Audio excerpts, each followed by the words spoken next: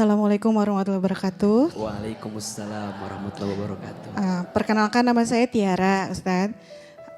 Saya mau bertanya, kenapa hidup itu ujiannya terus bertubi-tubi ya Ustadz?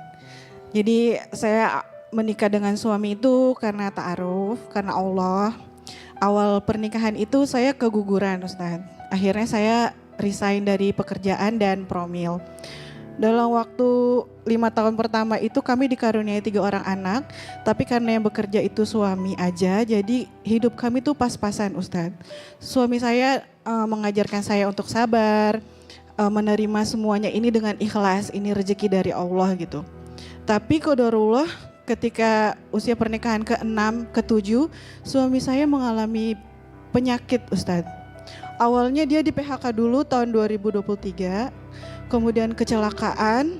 Dari kecelakaan itu divonis penyakit langka, yaitu pengeroposan tulang seluruh badan, yang akibatnya mengalami penyusutan sebanyak 20 cm tinggi badannya Ustaz. Komplikasi juga ginjal, jantung, dan infeksi paru-paru. Akhirnya dia harus cuci darah 2 kali seminggu. Kami bolak-balik ke rumah sakit. Qadarullah 40 hari sebelum pernikahan yang ke-8, beliau dipanggil oleh Allah kembali ke rahmatullah. Saya ingin bertanya Ustadz, kenapa pilihan hidup saya dan suami karena Allah itu terus ujiannya itu bertubi-tubi ya Ustadz? Setelah 30 hari suami meninggal itu, mama saya meninggal juga Ustadz.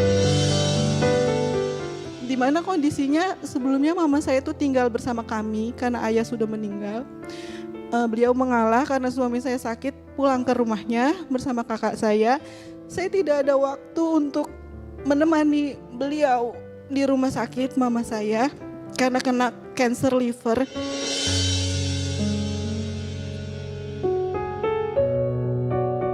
Pada saat saya pulang ke rumah orang tua saya untuk menjenguk orang tua saya juga, itu keesokan harinya beliau meninggal, Ustaz.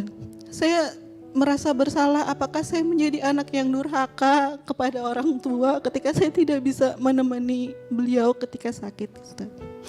Terima kasih. Baik Bunda, izin mau tanya boleh sedikit? Boleh, Ustaz.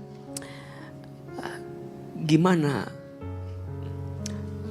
anak-anak waktu melihat kondisi almarhum ayahnya waktu sakit?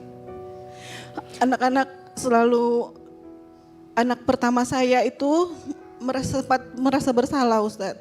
Karena awal sakit kan beliau kecelakaan dulu. Kecelakaan itu mau mengantarkan anak saya ke sekolah. Jadi anak saya merasa bersalah gara-gara saya ya Abi jadi sakit terus nggak sembuh-sembuh gitu Ustadz. Jadi dia ada rasa bersalah anak pertama. Dan kedua yang ketiga tuh selalu nanya, Uma, Abi kapan sehatnya ya? Aku ingin main sama Abi. Aku mau berenang sama Abi lagi gitu.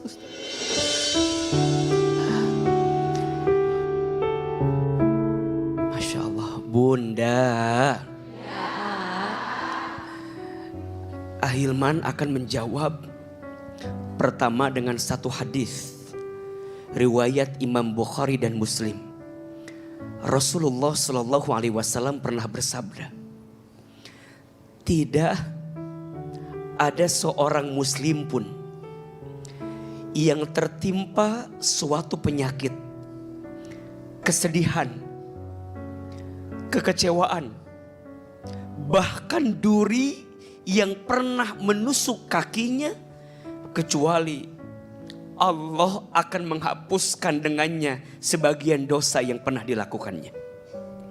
Maka mohon maaf, untuk kita yang sedang sakit, untuk kita yang sedang diuji, percayalah, kalau kita sabar, kalau kita ridha menerima ujian itu, Allah sedang menghapuskan setiap dosa yang pernah kita lakukan. Maka mohon maaf, untuk kita yang sedang sakit, dan keadaan sakitnya membuat kita lebih dekat dengan Allah, justru kita lebih beruntung dan lebih bahagia dibanding mereka yang sehat. Tapi sehatnya tidak jadi jalan buat mendekat kepada Allah Subhanahu wa ta'ala.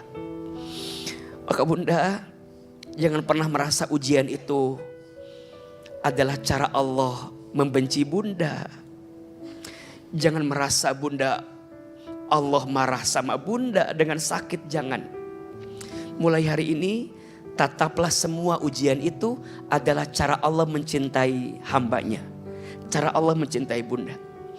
Suami sakit, kemudian suami wafat, kemudian ibu juga menyusul wafat. Allah yang menitipkannya lebih sayang kepada yang dititipkannya. Betul? Serahkan semua sama Allah. Yakin Allah tidak mungkin meletakkan sesuatu yang bikin kita sakit kecuali Allah menyiapkan banyak kebaikan. Genggam tangan anak-anak, melangkah lagi, sabar. Salam buat anak-anak, tetap kuat dan tegar. Ahilman sejak kecil juga anak yatim. Saya ditinggal ayah saya ketika saya kecil. Dan saya merasakan sekali bagaimana perasaan ibu, perasaan anak. Tapi percayalah, hidup harus terus melangkah. Hidup harus terus berjalan. Didik anaknya, bersamai anak-anak jadi anak yang soleh. Agar ayah dan neneknya yang telah kembali itu bisa mendapatkan kebaikan di sisi Allah Subhanahu wa taala. Amin ya rabbal alamin.